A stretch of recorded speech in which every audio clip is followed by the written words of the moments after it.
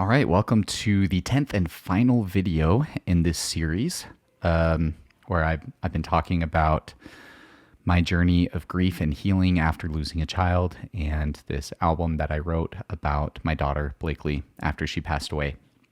The album is called Blakely Mae. I'm releasing it under the artist name Rearranging Blue, which is a name that I came up with in high school. I've released some other stuff under that name, and most of it have taken down, but there's still a couple things up under that name. This last song, I wanted to really end the album on a positive note. When I wrote it, I'm sure I was still having a hard time feeling positive, but it was getting easier. It was becoming easier, and I could see that I was going to get to a place where I felt normal again. So this song is called Every Day. It talks about every day healing more, every day finding more peace, every day living and just continuing to improve and do better and be happier. I know that that's what Blakely wants for me, right? She wants us to be happy and to, not dwell too much on the loss. So, I had to eventually get to that point, and writing this song was part of how I was able to get there. So here's the first verse. The verses just kind of repeat that theme of every day something, every day my heart heals a little. So here's how that verse goes. Oh wait, I need to start the screen and audio recording. So that's how this verse goes. Every day my heart heals a little. Every day brings me closer to you. Every mile feels more like the middle, but the end is still through. So those last two lines, every mile feels more like the middle, but the end is still through. Those were kind of inspired by a song by Jimmy Eat World called Through, where the line in that is, I think it's the best way getting out is through.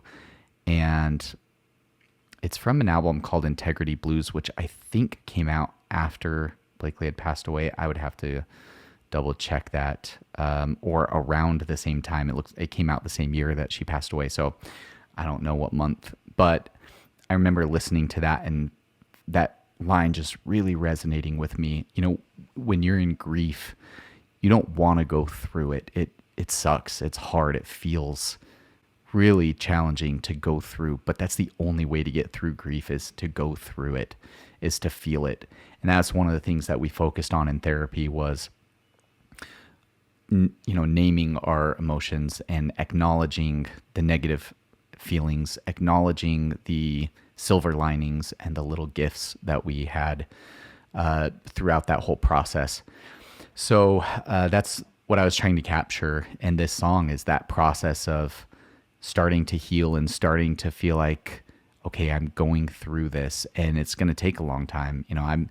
I was 30 years old when she passed away, so I figured I'd probably have another 50, 60 years to live, and I don't want to live that 50 or 60 years potentially feeling bitter and feeling stuck in grief. And I just feel so much for people who live the rest of their life stuck in grief. And there's always an element of grief. You're always kind of going through the grief stages, going through the cycle of grief. But I think I've gotten to the point where it's very minimal. It doesn't really have a big impact on my life. And that's the goal when you're going through grief. No matter who you've lost, it is possible to get to that point. So that's what this song is about. We'll listen to the chorus here as well. So I live, carry on, give what I can give. Carry on. So that message of, give what I can give, carry on, just continue, put one foot in front of the other, right? Just take one step at a time. that's what you have to do when you're going through something this difficult, is just do your best. And eventually that best is going to become a little bit better, and you're going to get a little bit better at putting that one foot in front of the other and carrying on. When I wrote this, it was still feeling pretty difficult to do that. And now I'm at a point where, I feel pretty similar in a lot of ways to before Blakely passed away. I feel like I've experienced a lot of healing. I mentioned this a little bit throughout, but a big part of that ability to get to that point it wasn't me. It wasn't my ability. It was the healing grace of Jesus Christ. And I don't know if there's anybody listening to this that doesn't believe in God. I hope that you're able to still get something out of it, and you can ignore the parts about God if you want. But you can argue that it's just our own strength or our own ability to process grief. But I've seen the hand of God in my life, and I'm a witness that Jesus Christ's grace really can heal us, both from sin, but also from pain, from anguish, from sorrow, from grief. He felt everything that we have felt when he was on the cross. And I've truly felt that power healing me in my life. The last thing I want to show here, or the last couple of things, is the outro and then that last little clip of the MIDI piano part. So this calls back to one of the earlier songs. I think it's track 2, Life and Death, where it says, "In the end, when I see you again, death will cease to be my enemy and become my friend." So this repeats that, but changes those last couple of lines to, "I'll take you in my arms and hold you again, my friend." And that's ultimately what I'm looking forward to. So we'll listen to that. It repeats it twice. We'll just listen to the last part. And in the end, when I see you again, I'll take you in my arms and hold you again, my friend. And then the song fades out while the reverse guitars continue for a little bit. And it does that MIDI track.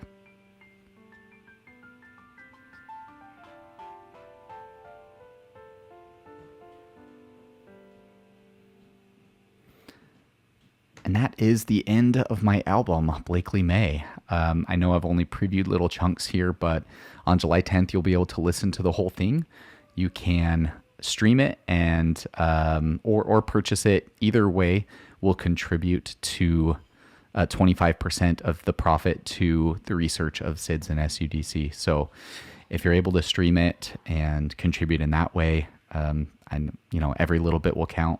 If you like it and want to purchase it, 25% of that will go towards the research of SIDS and SUDC. I've been wanting to do this for a long time. I've been wanting to contribute to that research that is being done.